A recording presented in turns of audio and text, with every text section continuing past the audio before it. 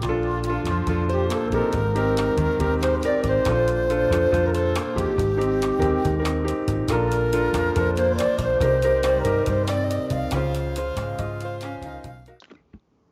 a todos e todas, este é o Seminário Virtual do IRID, uma iniciativa do Instituto de Relações Internacionais e Defesa da Universidade Federal do Rio de Janeiro e coordenado pelas professoras Daniele Dionísio e por mim, Larissa Rosevitz. Hoje o debate será a política externa brasileira para além da pandemia. No dia 8 de maio de 2020, o ex-presidente Fernando Henrique Cardoso e os ex-ministros das Relações Exteriores Celso Amorim, Celso Laffer, Francisco Rezec, dentre outros, assinaram um artigo intitulado A Reconstrução da Política Externa Brasileira. No texto do artigo, eles destacam que o resgate da política externa do Brasil exige o retorno à obediência aos princípios constitucionais, à racionalidade, ao pragmatismo, ao senso de equilíbrio, moderação e realismo construtivo. As alterações promovidas pelo governo de Jair Bolsonaro na política externa brasileira são evidentes. Por um lado, observa-se o abandono de pautas defendidas internacionalmente pela diplomacia brasileira desde a redemocratização, como a questão ambiental, a integração regional e a defesa dos direitos humanos. Por outro lado, o retorno à aliança com o centro hegemônico, especialmente os Estados Unidos, sem contrapartidas claras. Desde a redemocratização, a política externa do Brasil passou por mudanças importantes. Conforme perspectiva de Túlio Vigivani, nós fomos da autonomia pela integração à autonomia pela diversificação. Contudo, as alterações em curso são mais profundas e divergem, inclusive, dos princípios constitucionais que regem as relações internacionais do Brasil. Nesse sentido, estamos caminhando para uma mudança estrutural na política externa brasileira? E quais as suas consequências em plena pandemia para a inserção internacional do Brasil?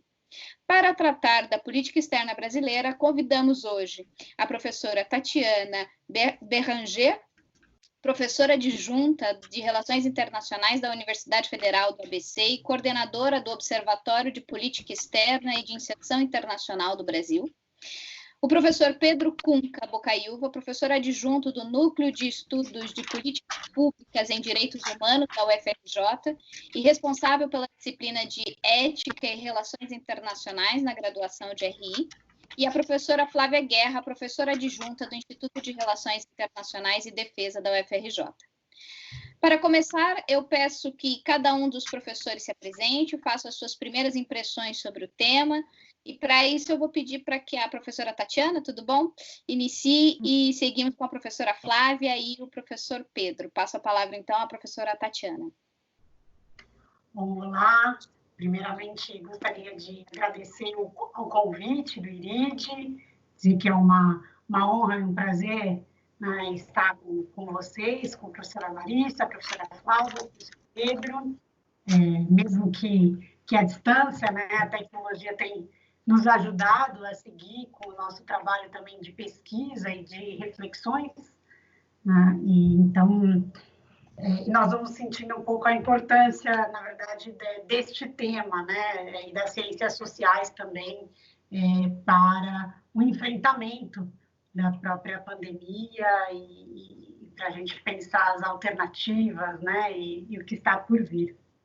Então, eu acho que, na verdade, a pandemia encontra o Brasil e a política externa brasileira já em uma situação de bastante retrocesso, que eu venho chamando de uma política externa de subordinação passiva explícita ao imperialismo.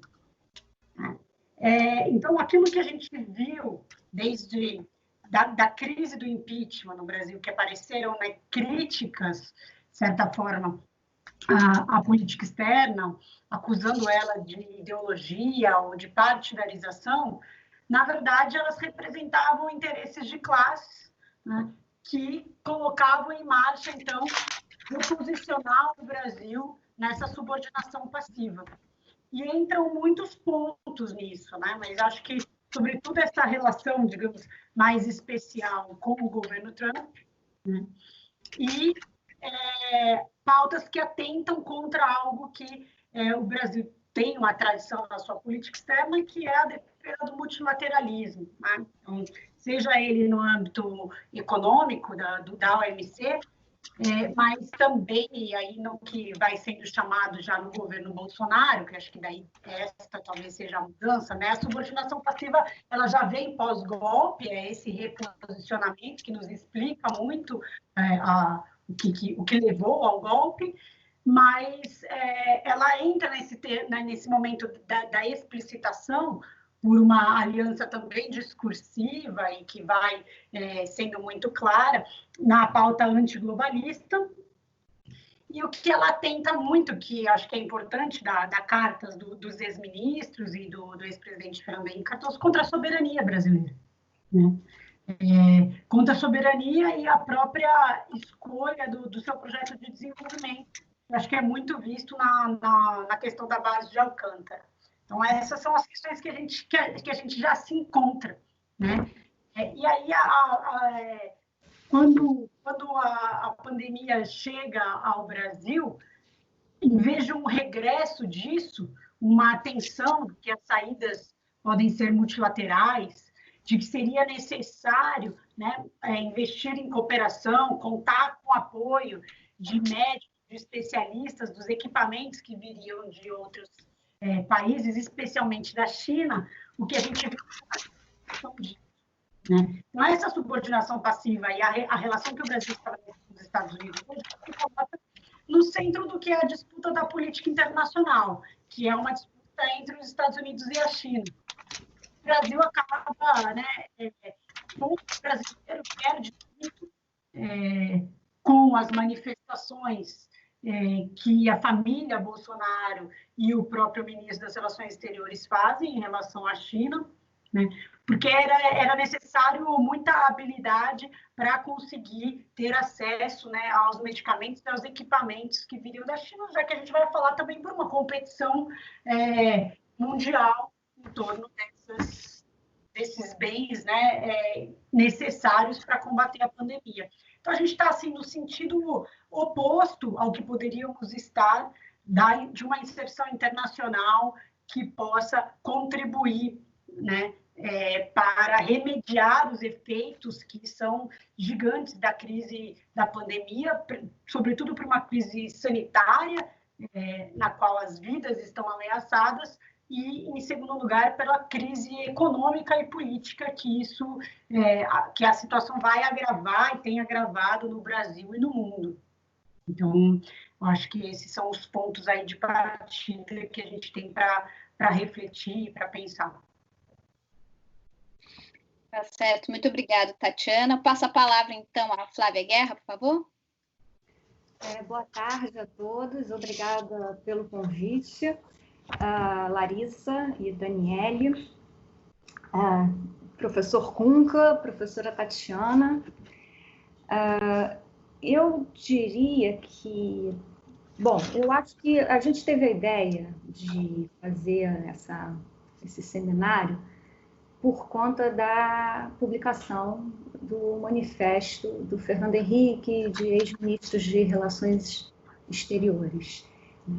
Eu acho que esse é um documento histórico importante e, ao ler o documento, a gente vê que Celso Amorim está assinando junto com o Fernando Henrique, né? Então, você tem aí ministros tanto da política externa do Fernando Henrique, Celso Laffer, quanto da política externa do Lula. Então, parece ser um documento consensual por conta do momento em que vivemos, por conta dessa conjuntura, mas um documento que também aponta para uma possível mudança estrutural na política externa brasileira. Agora, eu acho que esse consenso, né, da carta, ele também tem que ser examinado, obviamente, considerando aí as diferenças e as semelhanças entre a política externa do Fernando Henrique e a política externa do Lula. Né? Agora, para um dos pontos, né, que a gente poderia apontar como semelhança, eu acho que a gente, né, poderia discutir isso aqui, em relação à saúde, é o fato de que tanto o PSDB quanto o PT, na sua política externa, durante esses governos, você teve um alinhamento entre o Itamaraty e o Ministério da Saúde, né? Então, toda a política, o José Serra também assina essa carta, né? Toda a política de quebra de patentes, de defesa, né, da saúde global, de uma saúde pública que vem a partir da Constituição de 88, e é isso que eles estão defendendo na carta, né? Uma política externa, os princípios de política externa que estejam que estejam de acordo com os princípios da Constituição de 1988. E uma das questões da Constituição é justamente um sistema público de saúde. Então, isso vai permitir que, durante a nova república, haja uma política não só de saúde pública consistente, mas uma política de saúde pública que se tornou também modelo e que foi utilizada como um instrumento de política externa. Então, a luta do Brasil nos anos 90 para quebrar patente de remédios contra a AIDS, né? Então, foi uma política de tratamento que, num primeiro momento, contrariou a recomendação da OMS, porque a OMS acreditava que um país em desenvolvimento não teria condições de oferecer tratamento universal gratuito. Então, a política da OMS para esses países era prevenção, não era investimento em remédios. E o Itamaraty, em alinhamento com o Ministério da Saúde, fez uma política diferente, que depois foi reconhecida como uma política bem-sucedida, né? Isso foi continuado durante o governo Lula. Então, essa imagem do Brasil como um país que defende uma saúde pública nacionalmente e saúde global, né, inclusive servindo de modelos para outros países em desenvolvimento, eu acho que isso daí está sendo destruído. É um aspecto, um dos aspectos da política externa brasileira hoje, do governo Bolsonaro, que está sendo completamente destruído. Ainda mais quando você tem um ministro das Relações Exteriores, como Ernesto Araújo, que faz também as suas afirmações, assim como o Bolsonaro, afirmações contra a ciência, né? Inclusive, a saúde é colocada aí como uma ideologia de esquerda, uma ideologia comunista pelo Ernesto Araújo. Então, eu acho que essa é uma das questões importantes. E qual seria o que a gente vê hoje, né? O que diferencia claramente esse momento da política externa dos governos Fernando Henrique e Lula nesse campo da saúde? Hoje você tem uma divergência entre o Itamaraty e o Ministério da Saúde. Então, o Ministério da Saúde segue as recomendações da OMS, só que o Itamaraty está completamente alinhado ao Bolsonaro e contra medidas do Ministério da Saúde. Então, eu acho que nesse campo, nesse momento crucial para o mundo e para o Brasil,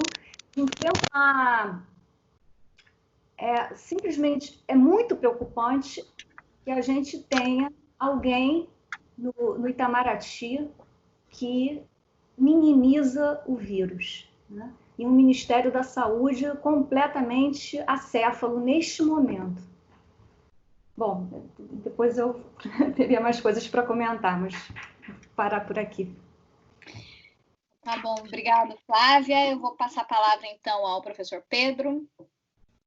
Bom, boa tarde, Tatiana, boa tarde, Flávia, Larissa, Daniela. Obrigado, Daniela, e obrigado pela convocação desse seminário, por essa questão fundamental de que a gente possa avaliar esse contexto. Neste contexto conjuntural, a gente já tem condições de um balanço do que está se passando na esfera internacional e na esfera nacional. Eu gostaria de complementar algumas questões do que foi tratado, quer dizer, ou seja, eu gostaria de mostrar que, do ponto de vista interno e externo, há um paralelo que explica a nossa situação. O paralelo é entre a ideia de regime de segurança interno, uma lógica de guerra interna travada, de guerra híbrida travada no país, uma lógica de guerra ideológica, de guerra cultural travada no país, que inclusive pretende-se, e aí a gravidade do momento, e essa nota é fundamental, porque pretende se estender à Venezuela, pretende se estender a uma função no mecanismo de aliança militar que se aproxima desse elemento, mais do que ao lado dessa subordinação passiva ao imperialismo do ponto de vista doutrinário, do ponto de vista econômico, do ponto de vista da avaliação internacional, do ponto de vista da relação, mas pretende função geopolítica, a gravidade desse giro do ponto de vista da soberania, que ele oferece o território como base, ele oferece a Amazônia como subproduto e outros elementos também do complexo energético, e ele oferece uma ação militar que reconfigura a geopolítica, trazendo a agenda da guerra, que é isso da maior gravidade, para o nosso subcontinente, para o subcontinente sul-americano, e, de certa forma, essa ruptura que já tinha sido trazida pelo cerco econômico, pela ação de pressão militar na fronteira, pelos mecanismos de provocação mercenária com a Venezuela, se acentuaram ainda mais, o que evidentemente contraria todos os interesses de integração da região, que são interesses estratégicos brasileiros, independentemente dos diferentes correntes historicamente definidas, quer fosse na era da dependência associada, quer na era da política externa independente, quer na era, digamos, dessa ação multilateral mais qualificada, diversificada, recente, mais alinhada ao sul, digamos assim, que nós tivemos. Qualquer que fosse essa configuração estratégica, quer dizer que evidentemente houve diferenças históricas do ponto de vista do conceito, mas exatamente mesmo a ditadura militar brasileira manteve sua margem de autonomia de ação regional relativa, tanto em termos de desenvolvimento quanto em termos de políticas. Bom, e se isso aconteceu na ditadura, quer dizer, nós temos a ruptura mais grave, uma ruptura que tem a ver com o elemento territorial, com o elemento regional, com o elemento da fronteira. Bom, o segundo aspecto é o seguinte: a agenda americana, que saiu da guerra cosmopolita para um cenário de confrontação aberta, de guerra comercial, uma ideia de muros, uma ideia de ação e bombardeios à distância, uma ideia de um tipo de política militar e de um tipo de política que se assemelha muito ao que está doutrinariamente expresso no Choque de Civilizações do Huntington, não é? De certa forma, dá um tom de uma ideia da guerra do Ocidente, quer dizer, esse elemento dessa guerra do Ocidente. As guerras americanas têm sido grave desde da expansão desse conflito com a Síria e de todas as outras provocações, e também com as pressões em relação ao Brexit e outras situações. Quer dizer, a função desorganizadora da era Trump no cenário internacional se combina com a função desorganizadora no plano interno do Brasil, que fazem do Brasil uma ideia de laboratório que combina o binômio neoliberal com guerra. É uma coisa das mais esdrúxulas, quer dizer, muitos totalitarismos foram nacionalistas. O nosso fascismo, agora anarcofascismo, ele é desorganizador, ele não tem uma propensão a organizar nenhuma estratégia propriamente, digamos assim, que definisse trajetórias de relativa independência, etc., que não fosse apenas uma funcionalização mercenária. Talvez, de fato, essa situação mais grotesca da emergência de milícias no Brasil e outras práticas de clubes de tiro, de perda de um elemento em curso no Brasil, esse elemento de desconstrução da institucionalidade internacional, que assume a passagem da anarquia relativa do sistema para uma passagem do ato de guerra aberto, que rompe com as estratégias de bens públicos, as mediações contratuais, rompe com a contratualidade, acentua a ruptura com o sistema das Nações Unidas, acentua a ruptura com as estratégias de concertação e integração regional, sai da complexidade das relações sistêmicas do Brasil nos interesses econômicos multilaterais, nos nossos diferentes interesses com BRICS, com Unasul, com todos os diferentes recortes, né, com IBAs, etc. Quer dizer, colocou o Brasil numa pobreza e num isolamento ou seja, são muitos os processos de destruição, desconstrução. Eles, em parte, talvez se expliquem também porque a sensação que a gente vê de medo em várias instituições, de temor da discussão, de perseguição ideológica relativa em muitas instituições, de retirada de recursos da inteligência, desestruturou um fator fundamental, a ideia de política de defesa.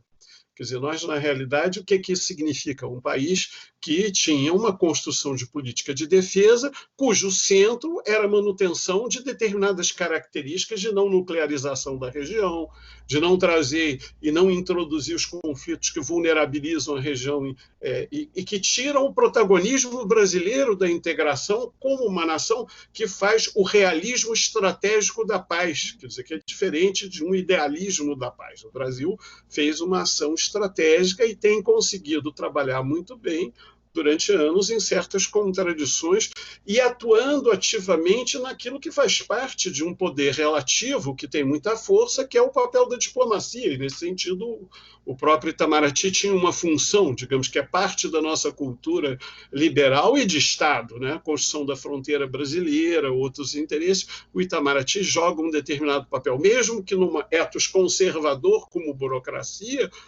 com um ethos aristocratizante sob certos aspectos, nos últimos tempos passou por uma forte democratização, uma forte ampliação, uma forte mudança de pauta na crítica à questão e do debate sobre o lugar da periferia, na função dos diplomatas, no papel da carreira, na abertura para a sociedade. Então, eu vejo como uma situação de muito grave, de grande derrota, esse silêncio. Quer dizer, essa fala essa declaração, esse artigo conjunto, ele, nesse sentido, serve como um respirador intelectual e moral.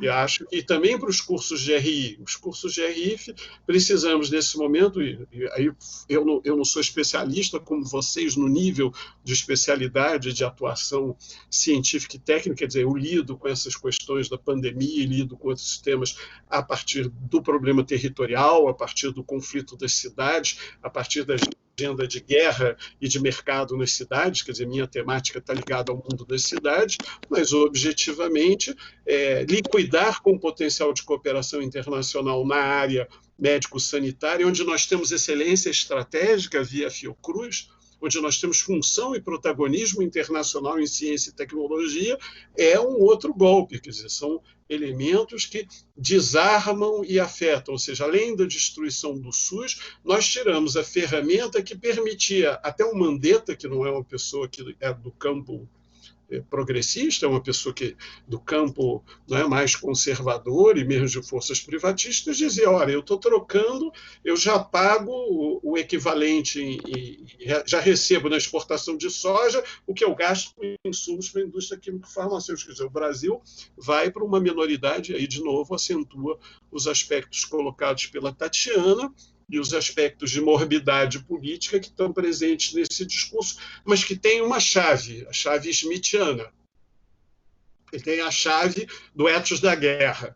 Ele tem uma aposta, inclusive, de tentar influenciar a política americana. Ele vem junto, o 15 de maio, as manifestações aqui do 15 de maio são na sequência dos acordos feitos com os Estados Unidos. Quer dizer, a manifestação em que o presidente da República e parte do seu gabinete convocaram ato contra o Legislativo e o Judiciário. Então, evidentemente, que isso tem sintonia. Tinha uma sintonia. A pandemia, de certa forma, atrapalhou esse plano. Isso, inclusive, produziu esse paradoxo, porque muitos ditadores se beneficiam de lutas contra a pandemia e catástrofes, decretando estados de emergência e estados de sítio. Aqui é o contrário, como a agenda era da guerra, ela atrapalha. Você não vai à guerra com a sua tropa podendo se contaminar.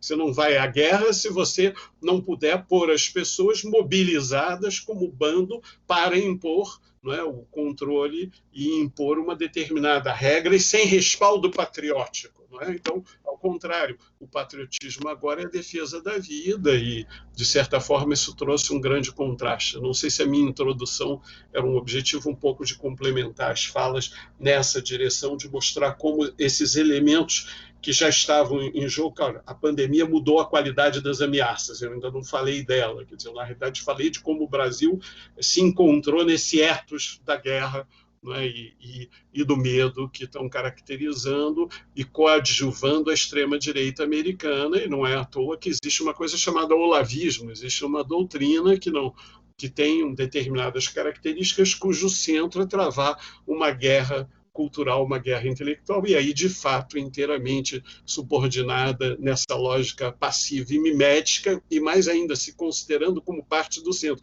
Há manifestações agora com a bandeira dos Estados Unidos, não é? Manifestações ditas daqueles que são patriotas, utilizando, e alguns dizendo que, em última instância, convocariam para a intervenção militar, tal tipo de loucura que se coloca nesse ideologismo que faz com que a gente, inclusive, pense na pandemia na chave racista, como foi colocada pelo Itamaraty, pelo presidente Trump, num dado momento. Obrigado.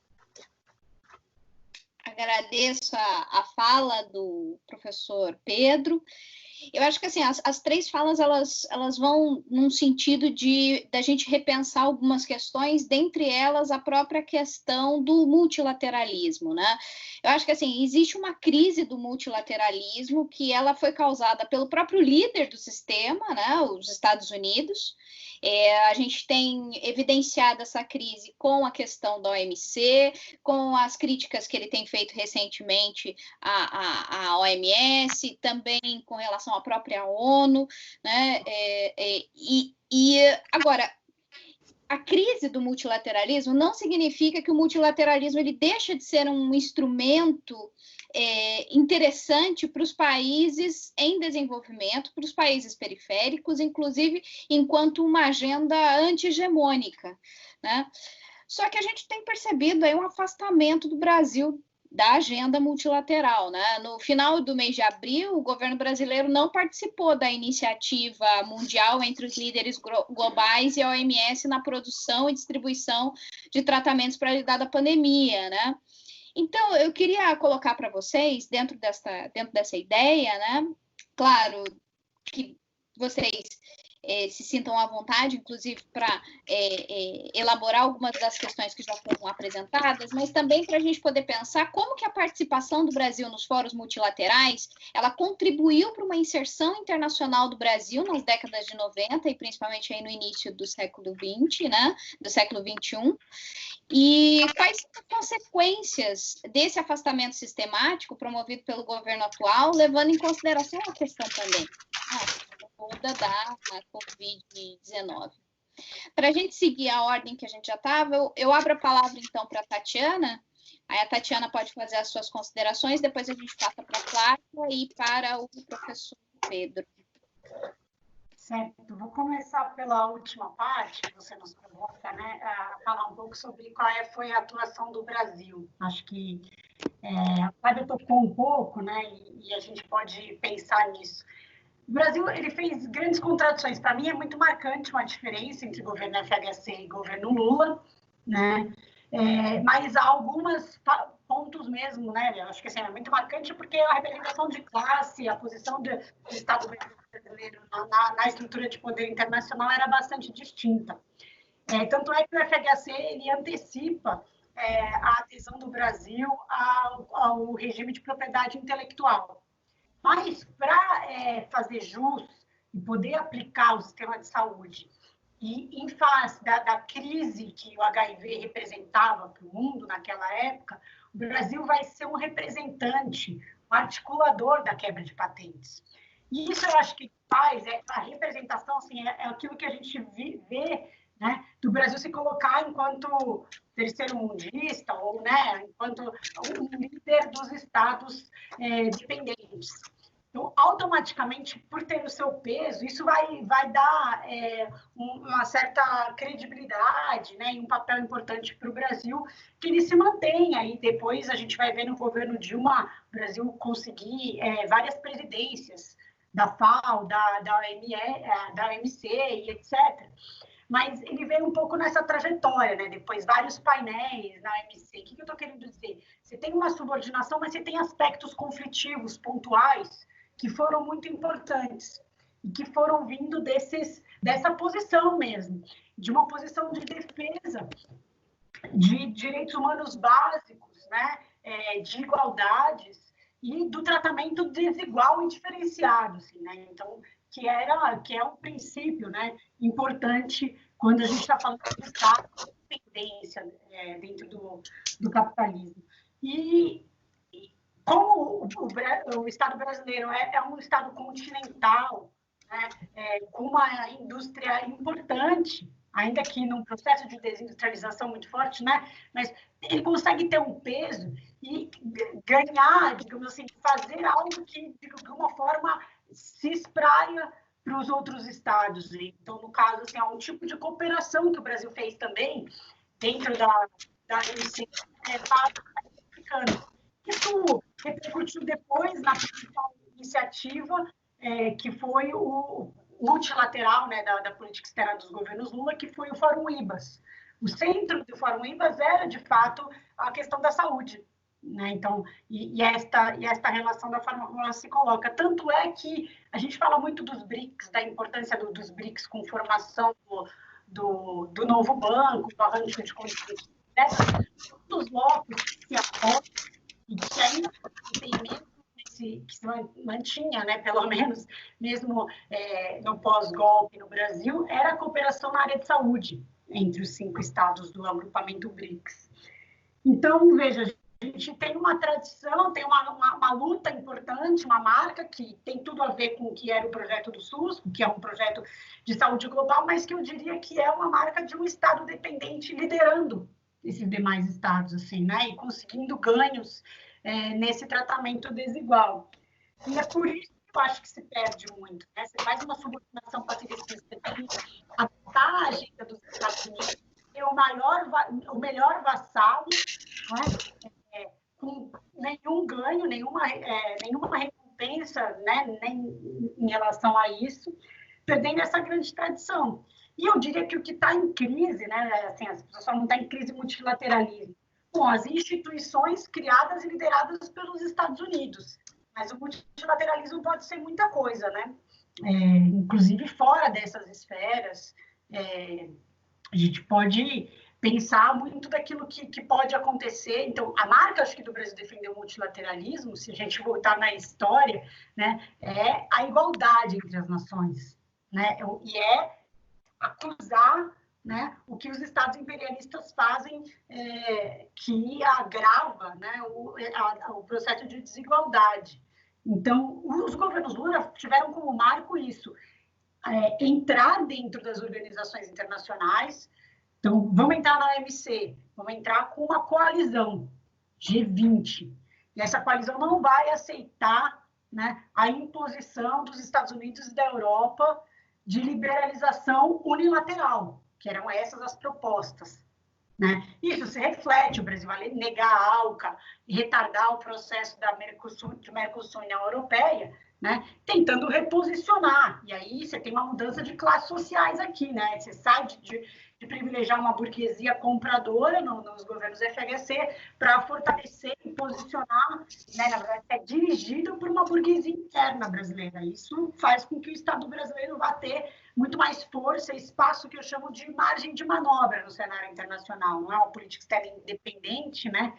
Mas essas rupturas foram muito importantes. Isso levava claramente a conflitos pontuais, não houve uma contradição forte com os Estados Unidos no sentido do movimento das relações, mas eram conflitos pontuais que resvalavam na integração regional, né? Ou tinham ela como um centro. Então, veja, a gente sai de uma política de integração regional coordenada, né, criando um conselho de defesa e de segurança, para hoje os Estados Unidos estarem com medo do Brasil. Pensarem como é que vão fechar as fronteiras, porque a pandemia vai, né, ter reflexos e pode entrar para os seus países. Então, a gente vai ver talvez uma crise do Mercosul, não só pelas diferenças das políticas neoliberais adotadas no Brasil, né, pela retirada das questões sociais, mas porque vai se impor, né, algo muito maior, que é, de fato, a segurança dos outros estados. O reflexo que a forma como o governo brasileiro quer tratar ou quer ignorar, né? E como é que isso pode se colocar. Então, eu chamaria um pouco a atenção para isso. Assim, acho que a crise das instituições multilaterais é muito mais a mudança da política externa dos Estados Unidos e essa ofensiva dos Estados Unidos, e o Brasil vem contribuindo com isso, né? Vem sendo um aliado, um porta-voz importante, quanto, na verdade, há muito do que possa ser feito, não só dentro dessas instituições, apesar de que eu acho que a OMS, nesse momento, deve ser fortalecida, né? E pode fazer uma grande atuação, mas tudo vai depender também de como é que ela vai enfrentar algo que é fundamental, que é o poder das grandes corporações, a propriedade intelectual agora, né? Aquele que descobrir ou não a vacina e etc. Então, o que se esperava ia ser um grande momento, digamos, poderia ser, se a gente estivesse com outro governo, de uma fortuna para a política externa brasileira, né? Já que ela vinha dessa tradição e de ser quem iria encampar essa luta, mas a gente está vivendo exatamente o regresso. As notícias são de que o Brasil vai ser o último da fila, numa possibilidade de uma vacina. Em segundo lugar, em número de mortes, né? Não, e inclusive do acesso à vacina, né? A forma como é que vai se colocando dentro desse ambiente internacional. Então, acho que é isso. Deixo os colegas também para a gente ir dialogando. Não, e assim, só complementando a fala da Tatiana, lembrando que a gente tem a Fiocruz. A gente tem uma empresa de ponta com tecnologia, com capacidade de tecnologia, inclusive internacional, de desenvolvimento de pesquisa na área de saúde, que hoje poderia ser, inclusive, né, um instrumento importante para esse diálogo da política externa brasileira e que não está sendo usado, na verdade, né? Então, eu passo a palavra para a professora Flávia.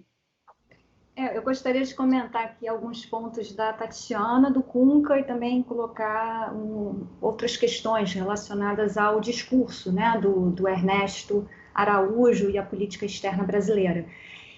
Parece, né, que o lema do Bolsonaro não é só Brasil acima de tudo, Deus acima de todos. Parece que poderia ser Brasil acima de tudo, Estados Unidos acima de todos, porque eles veem os Estados Unidos como o próprio Deus. Então, essa política de endeusamento dos Estados Unidos, né, e como falou muito bem a Tatiana, um alinhamento passivo, né, explícito aos Estados Unidos. Nós não vimos isso em nenhum momento, nem no governo Dutra, nem em outros governos que eram mais próximos dos Estados Unidos, em que havia um maior alinhamento.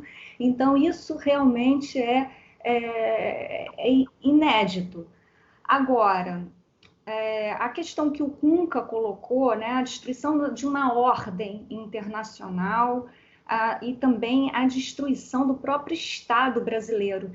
E aí eu estava aqui, né, pensando sobre essa carta e me lembrei de um texto recente do Vladimir Safatli, em que ele fala sobre o Estado suicidário, que na verdade é um termo que ele vai buscar no Paul Virilio, né? Então, o Brasil, sob Bolsonaro, é um Estado que está se autodestruindo, destruindo as suas instituições, né? Ainda não chegou na Fiocruz, tomara que não chegue, mas a ciência, né? A corte de verbas para a ciência, o ataque às universidades públicas, feito pelo ministro da Educação, enfim, o desmonte de toda uma estrutura para constituir um Estado mínimo, né?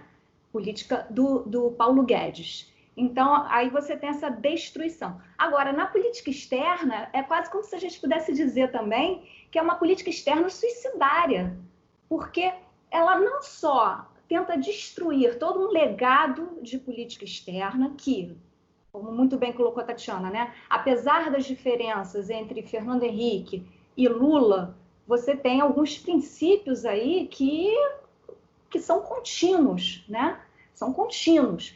Mas não, a política externa do Bolsonaro, ela parece ser uma política de destruição de todo esse legado, tradição do Itamaraty, né? E, ao mesmo tempo, eu não estou falando só de ser uma política que destrói o que os outros fizeram, mas ela parece ser também autodestrutiva, porque no momento em que o ministro da Educação faz uma crítica aos chineses, né? E os chineses dizem que vão comprar soja dos Estados Unidos e não do Brasil. Então, esse governo ele tá é uma política externa que se autodestrói, ele está minando, né, as condições de possibilidade de qualquer desenvolvimento de uma política comercial, né, com a China. Então, essa relação com a China também é muito importante. E para retomar um ponto que a Larissa falou, né, sobre essa não participação, bom, Ernesto Araújo, ele num discurso, ele associou multilateralismo a comunismo e nazismo, né? Então, ele está fazendo uma articulação aí completamente absurda, né? Inclusive numa reunião da ONU de 75 anos de comemoração, ele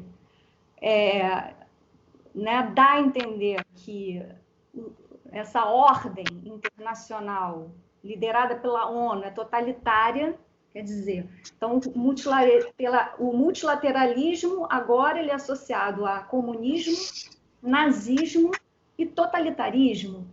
Então ele faz aí uma inversão, uma distorção dos conceitos que serve à política, né, a essa visão de política que ele tem. E o Brasil não apoia, né, a moção proposta pelo governo do México de apoio à OMS. Então, o Brasil se alinha ao Trump, né, nessa questão. E quando a OMS sugere que o Brasil entre em contato, né, com a OPAS, a Organização Pan-Americana de Saúde, e que essa seria uma oportunidade, né, de levar à frente uma política para a região de saúde, a resposta do Brasil é de que não consultou a OPAS, não vai conversar com a OPAS. Então, parece uma negação do seu próprio protagonismo, né, que havia sido construído nessas instituições multilaterais, algumas delas ligadas à saúde. E, assim, as consequências disso, eu acho que como disse o Rubens Recupero, o Brasil vai se tornar um pária internacional, né? O Brasil vai ficar completamente isolado, né? O Brasil se transforma com esse tipo de política e com o crescimento dos casos de Covid no Brasil, o Brasil está se transformando numa ameaça de saúde pública para o mundo. Então, acho que esses são os perigos, né, as possíveis consequências dessas políticas. Obrigada, Larissa.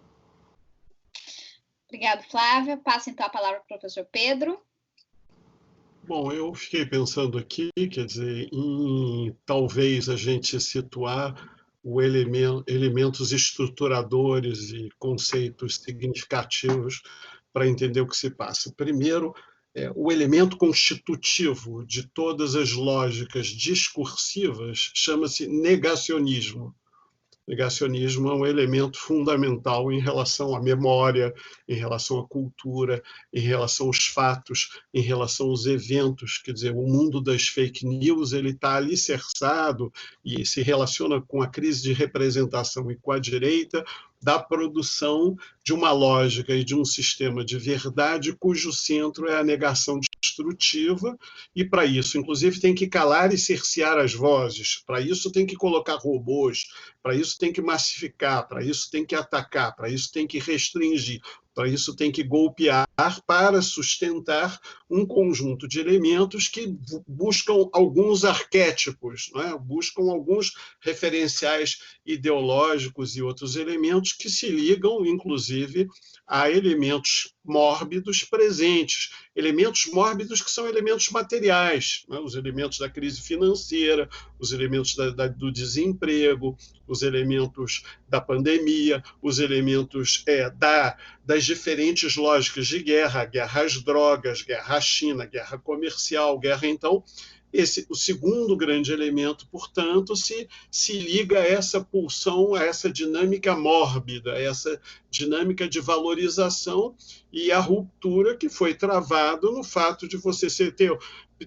Na história não tem regimes com o grau de desvelamento, quer dizer, mesmo o nazismo manteve a Constituição de Weimar como um fator, por incrível que pareça, paradoxal, embora ele tenha inventado uma lógica de construção do inimigo, uma estruturação, um processo destrutivo, um processo de aniquilação, mas, no caso, nós chamamos esses referenciais todos mórbidos de tanatopolítica ou necropolítica, que se articula com genocídio, com a ideia de limpeza étnica, com a ideia de limpeza intelectual e moral, com a ideia de ataque a forças que são consideradas pecaminosas, com a ideia de guerra religiosa, como se deu, por exemplo, nos movimentos de apoiar a embaixada, que Jerusalém virasse capital do Estado de Israel.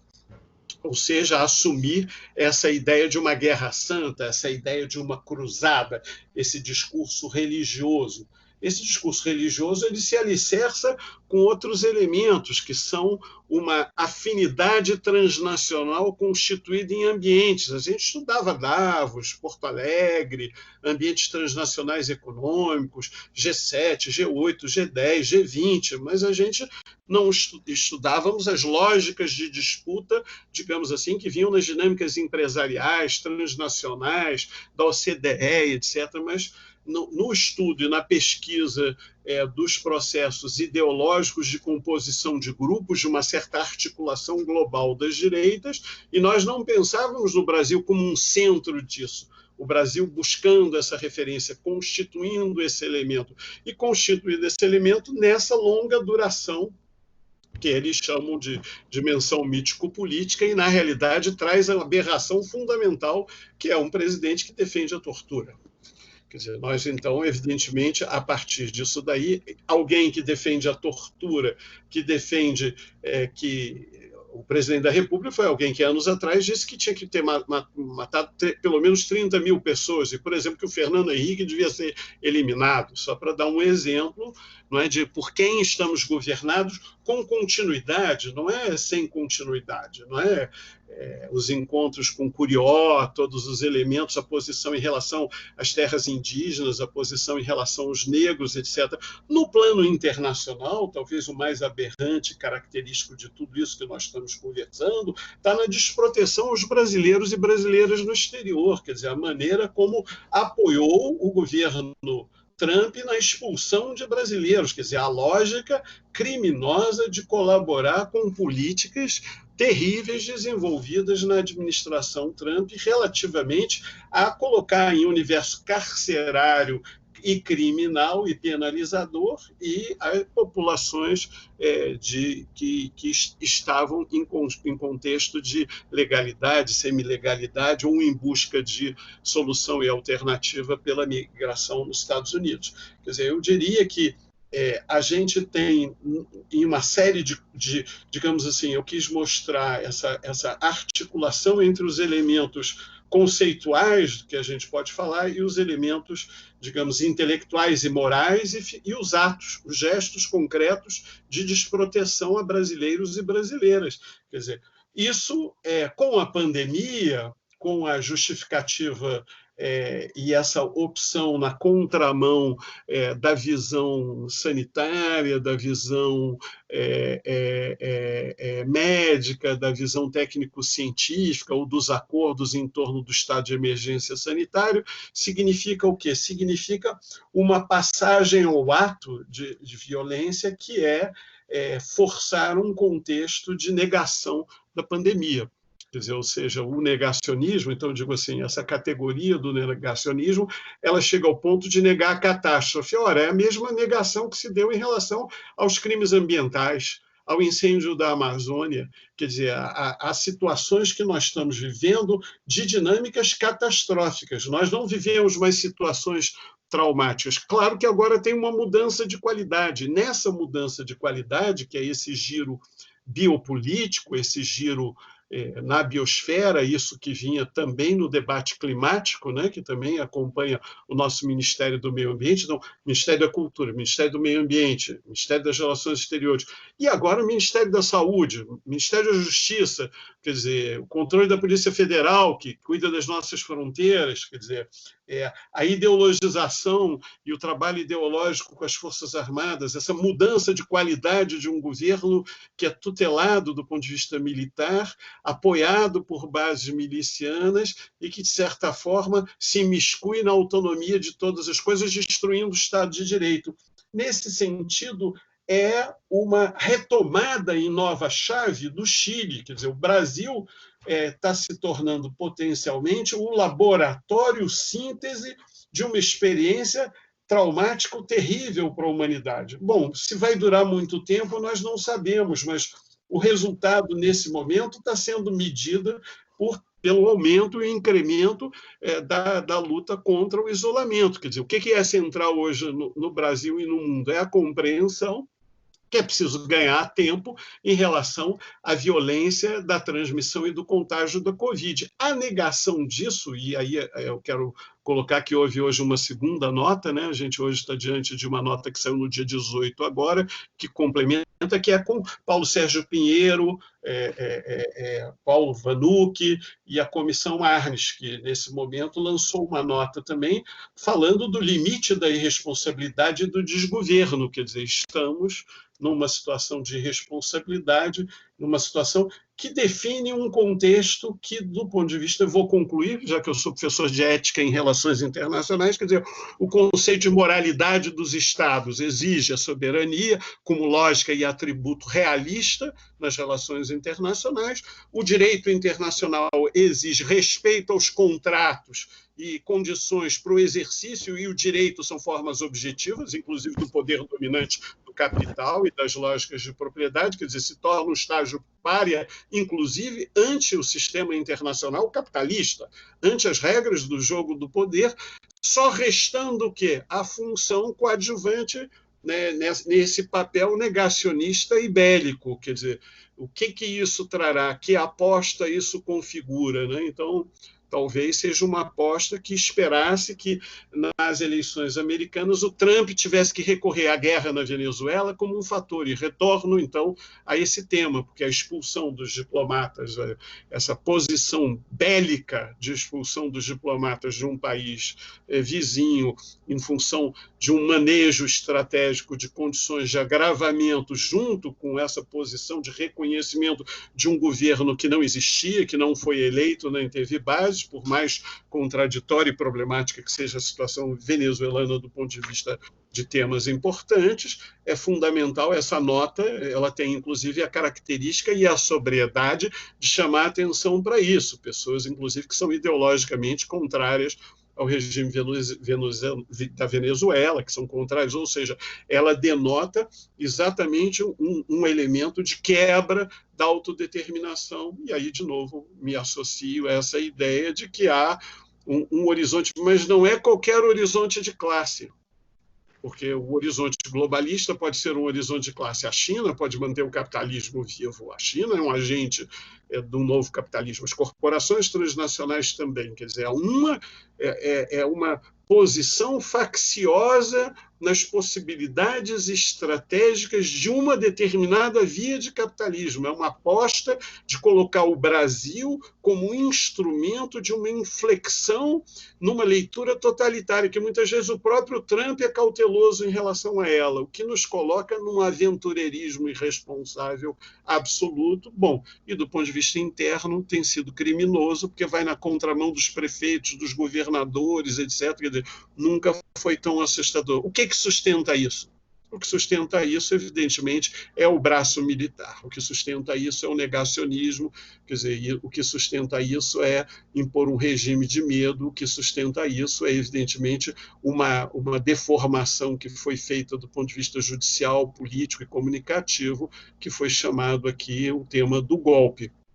Mas ele não terminou essa agenda não terminou e talvez a política externa seja o caminho mais claro hoje de uma advertência da gravidade para isso, que talvez seja a única linguagem realista que leve tanto os militares quanto ao Itamaraty a repensarem. E nossa função, não é? Além de função crítica e autônoma, é também uma função de lidar objetivamente com que política seria factível. Quer dizer, ética nas relações internacionais é também pensar que os nossos alunos vão trabalhar com as instituições e com esses espaços, vão viver essas dimensões da política e prepará-los, evidentemente, criticamente, para lerem esse desenho geopolítico que destrói todas as possibilidades de carreira.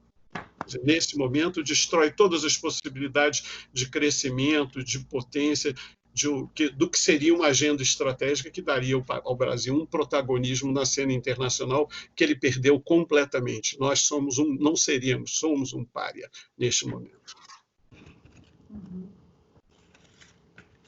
Bem, obrigada, professora.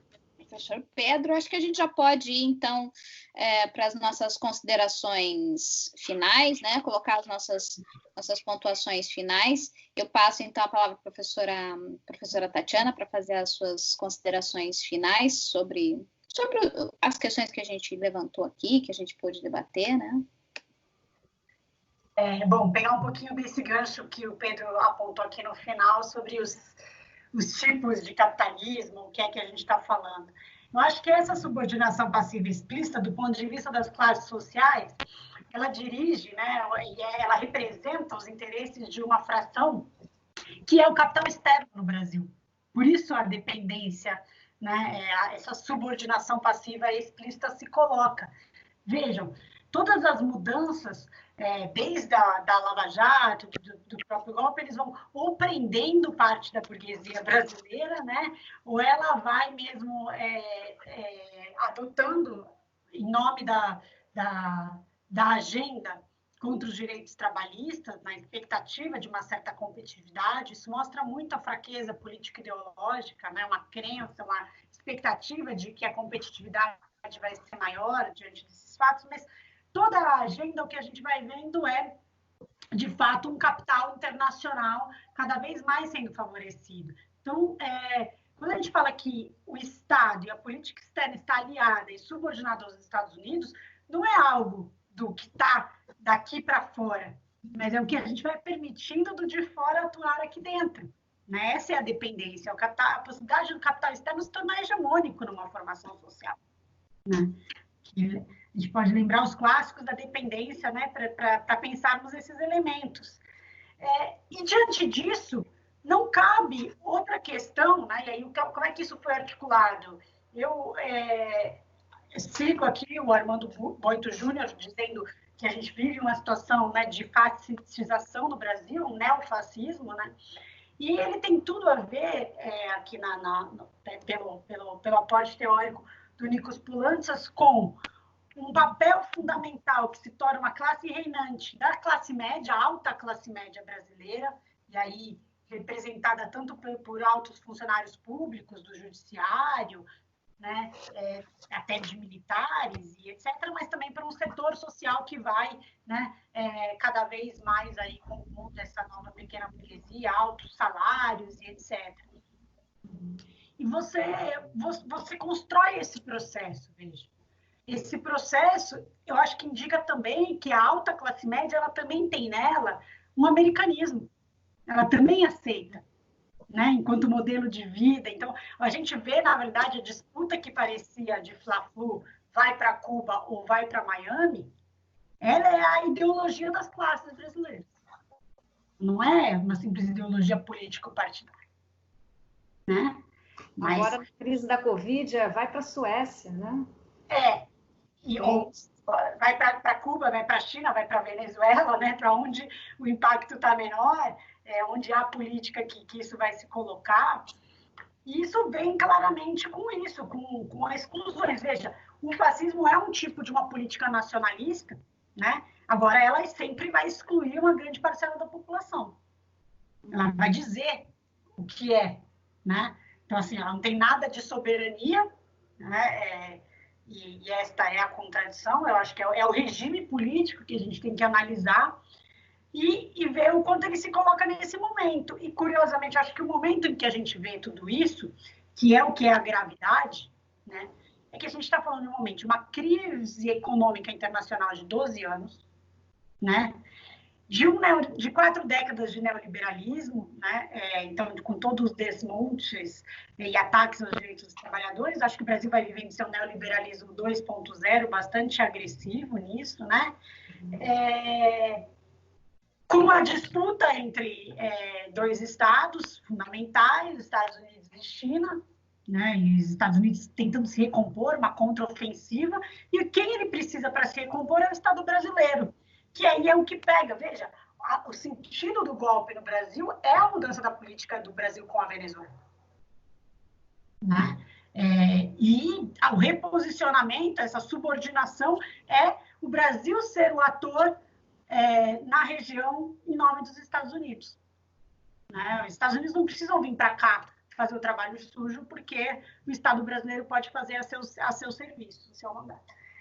Então, é dentro disso, né, que a pandemia coloca aí o aprofundamento dessa crise internacional, o aprofundamento do conflito interestatal, né, e numa tentativa que vai levar um pouco a isso mesmo. Eu não acho que a gente tem... muitos falam das saídas pós-crise como saídas bucólicas, eu acho que é o aprofundamento de todos esses tensionamentos, de todas essas crises, assim. Acho que a tentativa e a questão aqui não é o reposicionamento do multilateralismo, não, né? É o aumento da xenofobia, o aumento dos neofascismos, o aprofundamento, né? E etc. E aí o grande desafio que eu acho que fica para os setores progressistas é os das frentes amplas.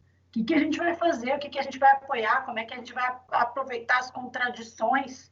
E aí, tanto em termos de Brasil, de alianças que a gente pode fazer com governos que são liberados mesmo por governos de direita, mas que podem ser aliados diante de um fascismo, e internacionalmente também. Como é que se combate isso, né? Pensando nisso, acho que o fascismo... Eu também tenho hipóteses de que ele nunca é um fenômeno nacional e isolado, né? Ele vai ter essas múltiplas facetas. E hoje a gente tem, né, 25% da população mundial vivendo sob regimes neofascistas. Brasil, Índia e Estados Unidos podem nos dar um pouco a margem disso, né? E aí fica um pouco a se pensar o que é que pode surgir. Por isso que eu falei assim, de um multilateralismo, na verdade, é a expectativa de uma multipolaridade, aí rachando um pouco com isso, né? E impulsionando algo contrário, desmantelando, pelo menos, o papel que os Estados Unidos têm hoje, né? E representam dentro desse quadro. Então, essas seriam as minhas colocações. Obrigada, gente, mais uma vez. Foi um enorme prazer. Debate muito bom. Obrigada. E eu acho que aproveito aqui, então, já também para divulgar o trabalho de vocês, né, Tatiana, que eu tive o prazer de estar lá no início, que é o Observatório da Política Externa e Inserção Internacional do Brasil, o PEB, peb.org. Eu acho que lá vocês conseguiram, ano passado, produzir um material muito interessante de acompanhamento dessas mudanças relacionadas à política externa. O material está todo disponível online, então quem quiser acessar os textos e os artigos produzidos pelos professores que participaram, acho que é um material muito interessante para poder entender esse processo de transformação pelo qual a política externa está passando, né? E seguimos firme com esse projeto, né, transformando num projeto de pesquisa e de extensão universitária, e então aí estamos com produções, mas também vamos realizar, né, lives e debates, estamos cobrindo aí, tentando entender essa política externa na pandemia, né, e as questões que estão relacionadas a elas. Estão todos convidados não só a assistir, mas também a contribuir, né, e transformarmos isso aí num pensamento coletivo, né, numa prática política, que nossa ideia também é não só pensar a crítica ao que está acontecendo, mas qual é o futuro e a alternativa que a gente pode propor ao Brasil. Legal. Um projeto soberano, né, democrático. Ótimo. Obrigada, Tati. Passa a palavra, então, para a Flávia. Ah, tá. Considerações finais, né? Olha, eu também vou no mesmo sentido da Tatiana, de ser pessimista com a situação pós-Covid, que eu acho que o pós-Covid para a gente ainda vai demorar a chegar, né? Mas esse pós-pandemia acho que também tende sim a aprofundar as tensões, as desigualdades que já existem hoje, né? Chamando atenção aqui para a xenofobia e a questão das migrações. Então, isso vai se intensificar, vai ficar cada vez mais difícil a mobilidade, a aceitação do diferente, a aceitação do outro no território nacional. Então, nós tivemos aprovada no governo Temer a nova lei das migrações, mas nós não sabemos ainda como isso vai, como será a posição do governo Bolsonaro em relação aos migrantes. Temos, no caso que o Cunca apontou, o apoio do Bolsonaro à deportação de brasileiros promovida pelo Trump, né? Então, aí a gente já tem um início de desmonte também dessa política, né, migratória. Não sabemos até que ponto a instituição ou outras medidas, outras instituições conseguem deter isso, ou se esse governo ele vai caminhar para um aprofundamento dessas políticas migratórias restritivas. Agora eu queria também chamar a atenção para algo que a Tatiana falou, né? Essa questão da exclusão de uma parcela da população.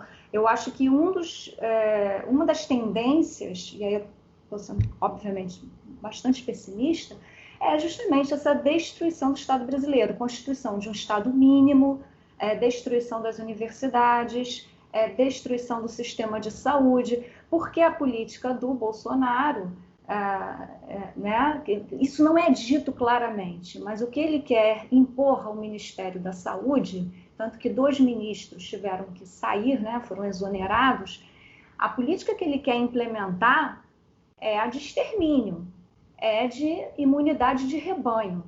Né? Por quê? Para que você precisa de tanta gente desempregada? Né? Esse exército de reserva aí, isso daí pode ser eliminado. Então, a imunidade de rebanho, o risco que se coloca com a imunidade de rebanho de muitas mortes, e mortes a gente sabe que vão ser maiores na periferia, é algo que convém, não é apenas uma política de saúde, é algo que convém a toda uma política de eliminação de uma parcela da população. Né? Então, também estou muito pessimista em relação a essa questão.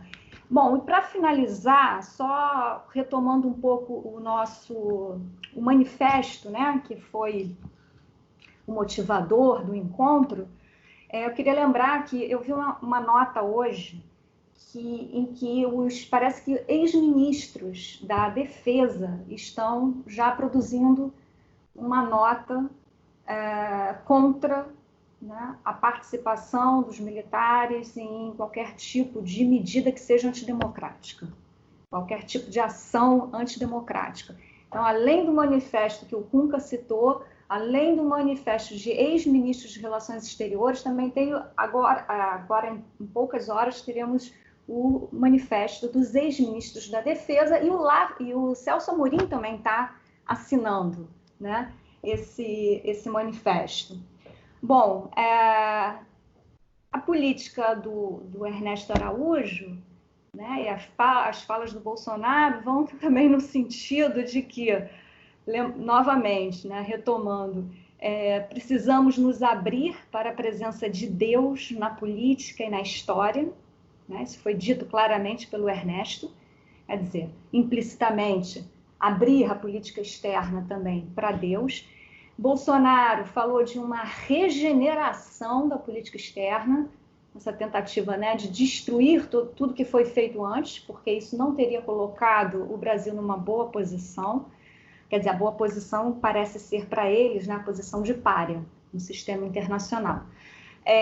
A ideia de uma libertação da política externa também, e um certo messianismo em tudo isso, né?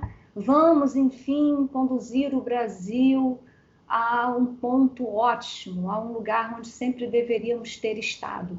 E a pretensão maior é o Ernesto Araújo dizer, numa reunião da ONU, e eu retomo de novo essa reunião da ONU, dizer, vamos acabar com o multilateralismo. Vamos acabar quem? O Brasil é protagonista nisso, para acabar com o multilateralismo, né? Então, é uma pretensão ainda de ser líder do fim do multilateralismo, né? Enfim, eu acho que esses pontos são extremamente preocupantes, porque nós estamos indo, bom, como disse a Tatiana, né, um regresso da política externa, de tudo que foi construído até agora, mesmo com todas as críticas que nós podemos fazer, tanto ao Fernando Henrique quanto ao governo Lula. E o Brasil sai, né, parece que a gente está vendo a saída do Brasil de uma posição de prestígio internacional para, como disseram na carta, né, os ex-ministros de Relações Exteriores, para objeto de escárnio e repulsa internacional, que tem aparecido na mídia internacional também, né? Então, bom, queria agradecer a participação e agradecer também o debate com os colegas. Obrigada, Larissa. Tá certo, obrigada, Flávia. Passo a palavra para o Pedro. Bom, a gente não usava tanto, mas eu acho que a modernidade é líquida. Ela é líquida, viral e virtual. Financeirizadora, especulativa, então a modernidade tardia, pós-modernidade, como a gente queira chamar, ela expandiu, digamos, a dinâmica do excesso e a violência a partir do excesso, pelo saque, pela acumulação, pela financiarização, pelos modos de consumo, pelas características do modo de produção. E ela também engendrou e se fez acompanhar de uma enorme urbanização. Planeta urbano, milhões de pessoas vivendo nas cidades e tal, e ela gerou uma estrutura industrial, produtiva, um modo de articulação da economia que, de alguma maneira, amarra. Nós estamos aqui, nesse momento, mediados por máquinas, sistemas e formas, nenhum deles produzido exatamente no Brasil ou de propriedade de forças brasileiras, mas sem os quais a gente não se emancipa, sem os quais a gente não tem ferramentas. Quer dizer, não há como fazer uma transformação, uma manifestação social, uma ação política, uma luta hoje sem pôr o Wi-Fi na favela. A luta de classes usa tecnologia. Como disse a nossa reitora, não podemos ser tecnofóbicos. Então, um fator fundamental. A direita, paradoxalmente, não foi tecnofóbica. Ela dominou o mundo cibernético nos últimos momentos, através da combinação da lógica proprietária, da concentração do poder e através da manipulação estratégica de formas de guerra, digamos, de informação.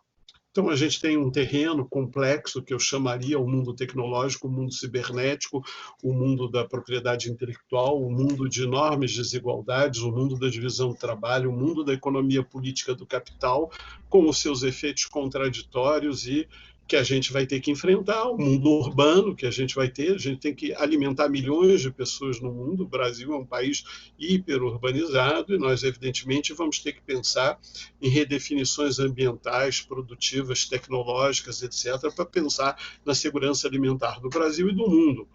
A mesma coisa, ou seja, há uma série de razões pelas quais a mundialização pode vir em outras vias cooperativas, em outras vias distintas, em outras vias que possam ajudar na emancipação dos povos e possam ajudar nas lutas sem a gente ter ingenuidade.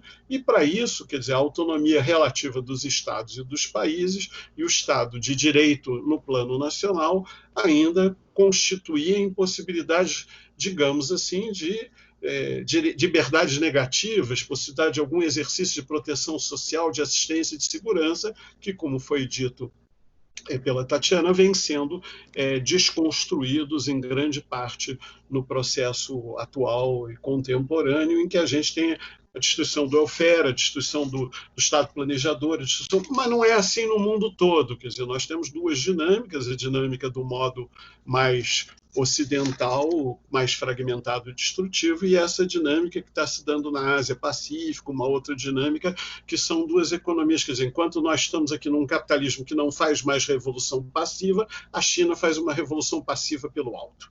faz ainda um tipo de modernização. Bom, digamos assim, o poder americano já entrou na sua dupla crise militar, bélica, material, financeira, no início do século, e a China agora teve a advertência dela. Quer dizer, a advertência ambiental, a advertência da biosfera, a advertência ecológica, que é a complexidade também. Isso é materialismo. Materialismo histórico não é só a luta de classes, é também a compreensão das dinâmicas da matéria, das dinâmicas das forças virais, virtuais, das dinâmicas produtivas negativas, o resíduo sólido, os excessos, as formas de urbanização, os padrões de consumo, etc. O valor de uso se vingando do valor de troca, quer dizer, elementos colocados, inclusive, pelo marxismo no plano histórico-geográfico, pelo pensamento ecológico-político, etc. Bom, no caso do Brasil, a crise da ecologia social, ambiental e mental é brutal. Os elementos de psicologia social de massas que, digamos assim, dão a lógica discursiva são os elementos de passagem ao ato. Há um elemento de psicologia coletiva terrível nessa lógica, quer dizer, ou seja, não é à toa que no Brasil a psicanálise tem sido chamada à cena pública para reagir, não é à toa que eles também temem essa avaliação subjetiva, porque ela diz respeito, além do temor de classe do outro, ao temor de gênero, ao temor da sexualidade, ao temor da diferença, etc., todos esses elementos que levam a um paradoxo, porque isso não é exatamente o capitalismo pode conviver com mercado e diversidade, né? O sistema de mercadorias, o sistema imaginário e tal. Bom, é um tipo determinado de dinâmica do capitalismo que, inclusive, tende a destruí-lo, né? Tende a destruí-lo, quer dizer, o processo principal é de destruição. Assim como há uma autodestruição do capitalismo, como o Polanyi descreveu, quando você libera completamente o mercado, o livro A Grande Transformação é um livro seminal, é um livro fundamental para a gente entender essa lógica destrutiva na estrutura sistêmica do capital e das formas de acumulação. Nós temos também uma outra possibilidade de destruição, que é essa desmedida subjetiva, quer dizer, ou seja, o inconsciente é política e é material. A ideologia está marcada por uma dinâmica pulsional, terrível, agressiva, traduzida e alimentada. O desejo é força material. Assim como a gente diz que a ideologia é cimento e força material, a gente, pós-Freud, pode ver também que há uma materialidade real da linguagem humana na sua objetividade e na sua desmedida. Então, esse elemento sapiens e demens que combina o mundo, que exige da gente uma combinação crítica importante, que, inclusive, nos leva a ter que ser seres éticos, ou seja, nós temos que fazer reflexão crítica, pensamento crítico. Então, eu gostaria de agradecer o esforço do IRID em produzir pensamento crítico para pensar essa desmedida brasileira no abismo da necropolítica, do genocídio, da lógica da guerra, do negacionismo e dessa visão que, nesse momento, gera crimes contra a humanidade perpetrados sobre o corpo do povo brasileiro. Quer dizer, ou seja, o povo brasileiro está sofrendo uma lógica de guerra interna negativa, divisionista e terrível. E mais ainda, aliada a um fenômeno novo, material e objetivo, que é o fenômeno da transmissão dos vírus. Não é? Aqueles que se desencadeiam. Ao mesmo tempo, as escalas atuais das populações no mundo e o futuro do mundo, mesmo esses americanistas dos quais a Tatiana falou, eles gostariam de ir para Miami, para os seus parques, eles gostariam de aproveitar isso e, na realidade, eles têm tido que fugir para Lisboa, onde o governo é o governo, digamos assim, um governo mais progressista. Então, ao contrário, quer dizer, parte da elite brasileira já não tem mais para onde fugir. Quer dizer, vai chegar um momento que o sujeito não tem mais para onde fugir. No entanto, a irracionalidade e a barbárie se dão. Quer dizer, esse é um fator de muita complexidade que leva a gente a ter que trabalhar, como a gente trabalha com feminismo, como a gente trabalha com o classismo, quer dizer, como o fenômeno de massas é também o fenômeno de classe, também é um fenômeno de ódio e de raiva, inclusive de segmentos populares que aderem ao fascismo. Inclusive de forças sociais que no desamparo, no recalque, no abandono, são manipuladas por esses processos objetivos de manipulação, como os que têm impedido o acesso à renda básica e o direito ao isolamento. Quer dizer, nós não temos podido praticar, nós vivemos isso, o cerco ao Maranhão, o cerco a uma série de situações que nós temos hoje, quer dizer, e o próprio Rio de Janeiro, nesse momento, inteiramente atacado de todos os lados, impedido de gerar uma política pública, um bem público, um sentido público. Quer dizer, nesse sentido, quer dizer, a cooperação internacional é um bem público, assim como é um bem público a saúde. Quer dizer, para exercer o comum da vida, a luta pelos comuns, de que tanto a gente fala, o bem viver, etc., etc., é preciso uma mediação estatal capaz de incorporar um pacto e uma aliança.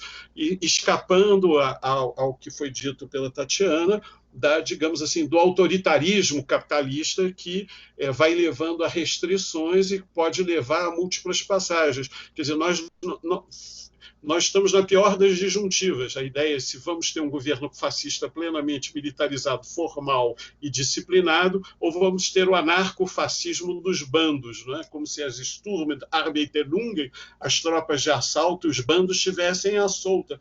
Nesse momento, quer dizer, ou seja, se vai ser a Wehrmacht que vai dominar Hitler, ou Hitler vai dominar a Wehrmacht. Só que nessa visão superficial e subordinada que espera ainda que o império faça algo da ordem do divino. Então nós estamos, né, numa situação de enorme gravidade porque está se destruindo também a laicidade, a criticidade, quer dizer, um elemento fundamental. Quer dizer, em nome do Ocidente se destrói o pouco de interessante que o Ocidente trouxe no Estado de Direito, no welfare, né, na racionalidade, etc., nos direitos públicos e coletivos, na cidadania ampliada. Eu espero que, de fato, que essa nossa conversa ajude também a diminuir o medo, né, que atinge uma série de instituições, e que esses manifestos, essas posições, esses artigos permitam que vozes discordantes se manifestem como vozes, foi dito aí, se manifestam por dentro do SUS, né, e levando, inclusive, os próprios ministros que o governo põe a terem que dizer não podemos levar essa necropolítica adiante. No momento, a dialética é completamente negativa e o quadro de resistência moral e intelectual é decisivo, e quero elogiar, manter a inteligência viva, como nesse debate, agradecer a Larissa, a Daniele, ao Iride, a Tatiana pela presença e a Flávia por me darem a oportunidade também de externar essa inquietude ético-política e, de certa forma, responder aos meus alunos, né? Em relação aos quais eu sempre digo que a gente tem a tarefa de fazer a análise estratégica da conjuntura em que estamos, o contexto situacional. E, por último, quer dizer, o contexto situacional é de regressão das possibilidades hegemônicas do Ocidente. Isso leva ao excesso de estratégia de dominação. É o inverso da hegemonia. Quer dizer, o capitalismo no pós-guerra buscou a disputa pelo modelo americano de desenvolver a hegemonia, produzindo guerra também, mas desenvolvendo a hegemonia, procurando incorporar interesses de outras classes através de pactos sociais. Agora, é como se o capitalismo, de fato, ao abandonar isso, liberasse as hordas, quer dizer, que vão além dele. Quer dizer, se o capitalismo achava, num cálculo econômico, que ia reduzir custos, na realidade ele está aumentando os custos que põem em xeque a vida humana. Obrigado, professor Pedro.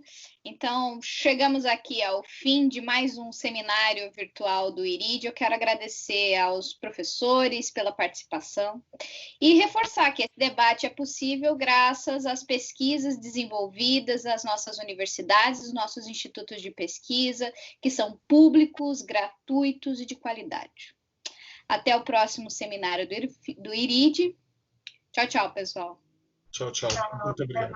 Tchau, gente.